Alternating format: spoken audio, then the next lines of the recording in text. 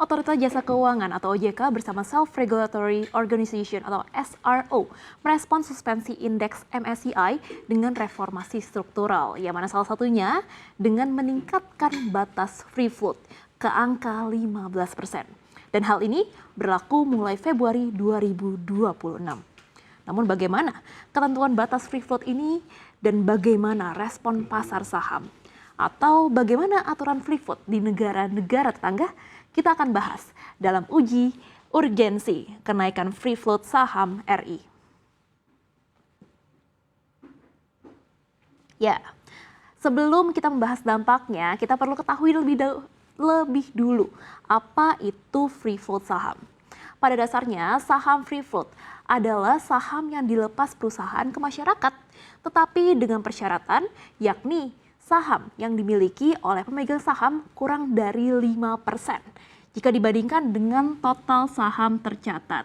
Kemudian, pemilik saham juga bukan anggota Dewan Komisaris atau anggota direksi, pengendali dan afiliasi atau dari afiliasi dari pengendali perusahaan, serta bukan saham yang telah dibeli kembali oleh perusahaan.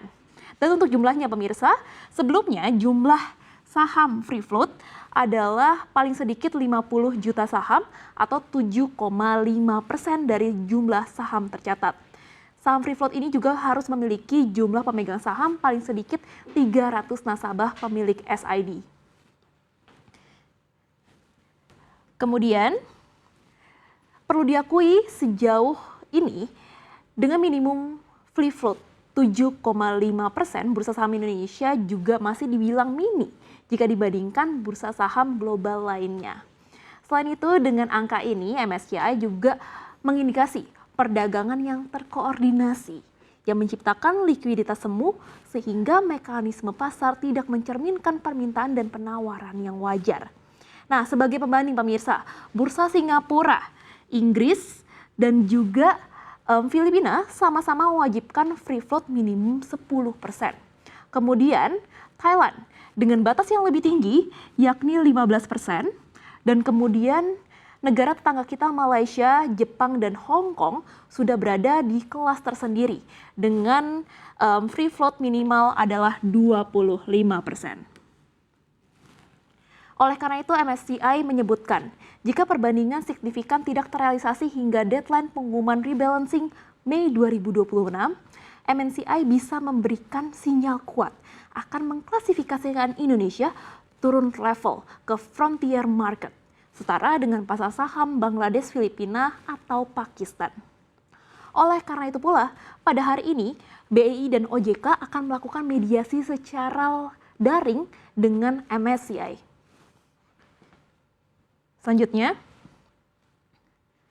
dengan adanya suspensi dari MSCI ini, Bursa Indonesia tentu berbenah diri dengan saham free float diregulasi ulang menjadi 15% mulai hari kemarin 1 Februari 2026.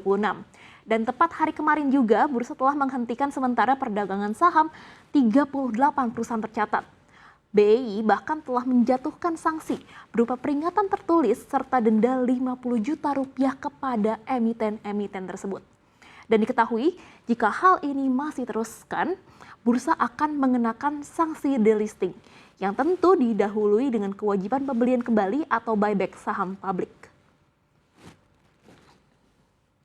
Yang selanjutnya, sebenarnya inisiatif dari pemerintah untuk kembali meningkatkan kepercayaan investor bukan hanya terkait kenaikan batas free float saham, melainkan ada pula dua lainnya, yakni terkait keterbukaan data dan transparansi.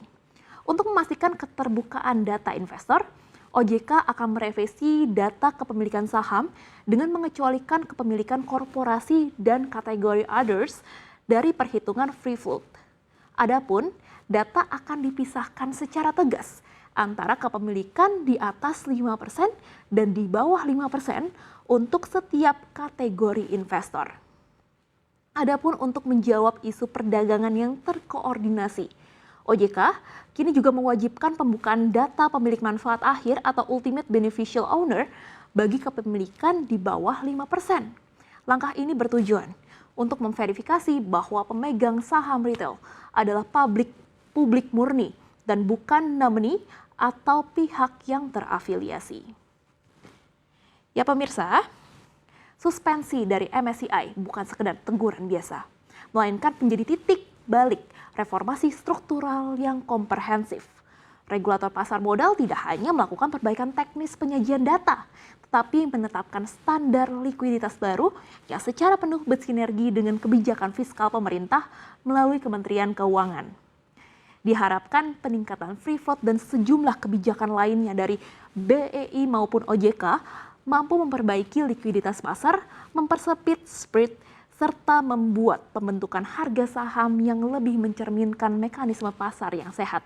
Dan tentu lebih penting daripada itu, diharapkan langkah-langkah yang dilakukan mampu memulihkan kepercayaan investor global dan mempertahankan status Indonesia dalam kategori emerging market.